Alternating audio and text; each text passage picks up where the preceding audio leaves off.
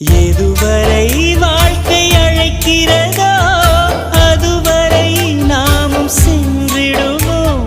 விடை பெறும் நேரம் வரும்போதும் சிரிப்பினில் நன்றி சொல்லிடுவோம். பரவசம், இந்த பரவசம் எந்நாளும் நெஞ்சில் தீராமல் எங்கே வாழுமே. கடவுள் தந்த அழகிய வாழ்வு